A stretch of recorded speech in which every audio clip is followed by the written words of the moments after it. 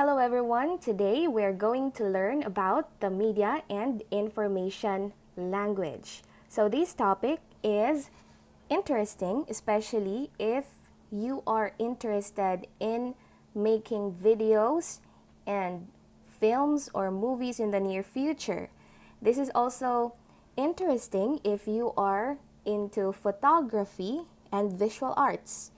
And also, if you're into designing and layouting, this topic is interesting for you.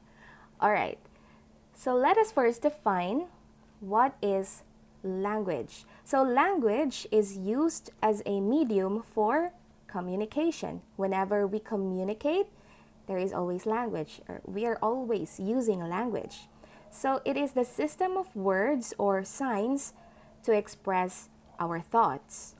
Now, let us define what is media language. So, it is the way in which a text is constructed to create meaning for a reader or viewer of the text. Let's have another definition. Media languages are codes, conventions, formats, symbols, and narrative structures that indicate the meaning of media messages to an audience. Now, how does media language works? So, media language conveys meaning through signs and symbols. So, we can see signs and symbols anywhere. So, the best example of sign and symbol are those that we can see on the road, the street signs.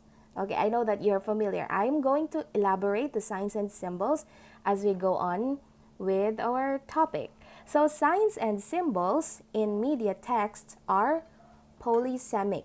So, polysemic means you can interpret it in many ways. So, it has many different meanings.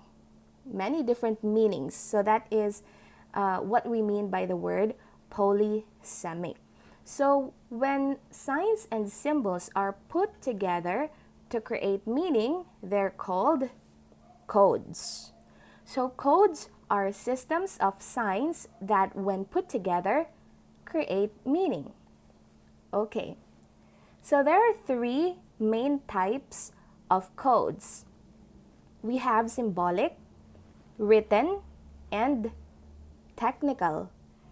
So, familiarize these codes. Again, symbolic, written, and technical. Let's go first with symbolic codes. Symbolic codes are iconic symbols that are easily understood. So, examples of symbolic codes are red roses. So, when you see a red rose, it may convey love and romance. So, in your oral communication, I know that you have already read this in your module.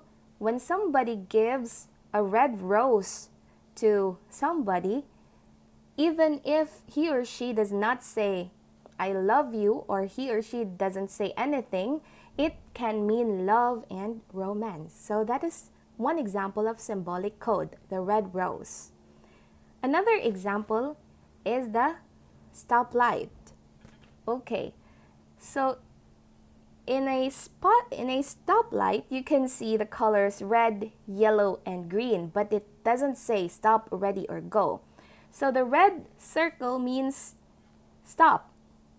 The yellow circle means get ready, and the green circle means go, right? So the stoplight is one example of symbolic code. Next, let's go to the written codes. So, written codes, use of language style and textual layout. For example, headline, captions, speech bubbles, and many other examples. So, written codes. One example is the headline. So, as we can see here, it's a newspaper, Philippine Daily Inquirer, and Manila Bulletin. So, where is the headline? Obviously, the one with the biggest font. For example, Duterte to Trillanes, sue me or shut up, that is the headline. And the Lima to stay in jail, that is the headline. So usually, or actually always, all the time, headlines are the ones that has the biggest font, and it is always in front of the newspaper. So next example, the speech bubbles. So if you are reading comics or manga, then I know you are familiar with this. We can also see this in the newspaper, the speech bubbles. So that this is an example of written code. Next is the technical code. This is the third type of code. These are the ways in which equipment is used to tell the story. So from the word technical or technology or medium or channel, right? So this includes the sound, camera techniques, types of shots, lighting, framing, and exposure. Okay, so these are the technical codes. So let's go to the camera shots. So videographers and photographers are already using these camera shots. And if you are, again, as I have said a while ago, if you're interested into making films, videos, and photography, designing and layout, you can use this.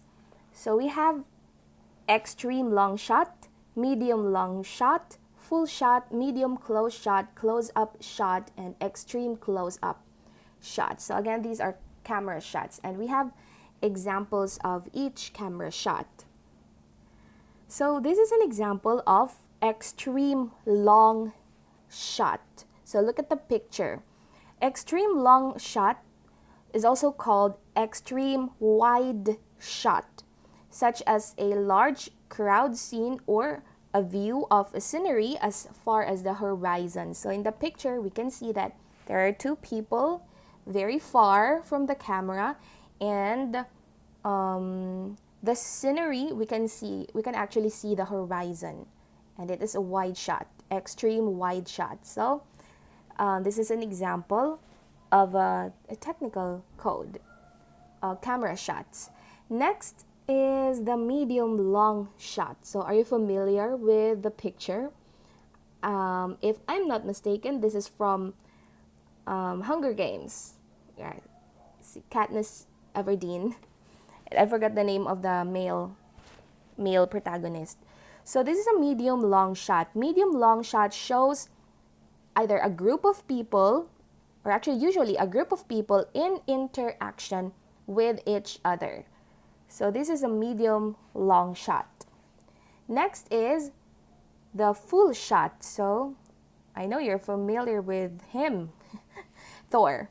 Okay, so why is this a full shot? Because this is, here we can see a view of a figure's entire body, Thor's entire body, in order to show action and or a constellation group of characters. So behind him, we can see some other characters. But full shot, when we say full shot, we can view the entire body, full body. So that is full shot.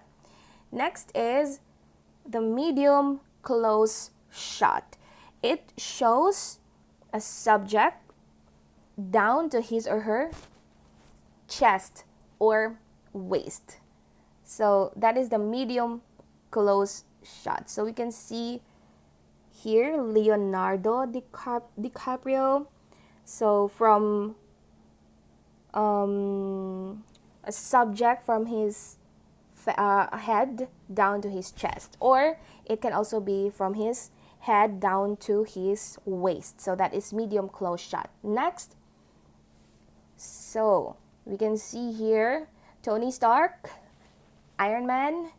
So obviously, when we say close up, it is a full screen shot of a subject's face, showing the finest nuances of expression.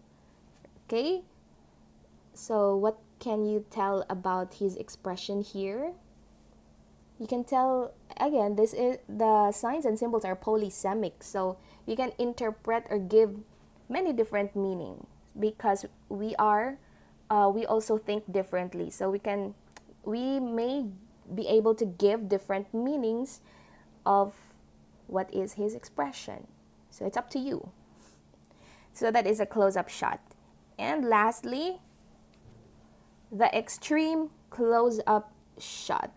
So extreme close-up shot is a shot of a hand or an eye, as you can see in the picture, a mouth and nose of the dog, or any object in detail.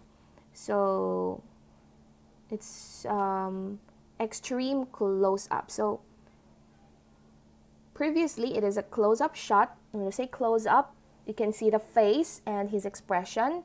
And when you say extreme close-up, then either a part of his or her face or an object in detail. Like it's like zoomed in shot.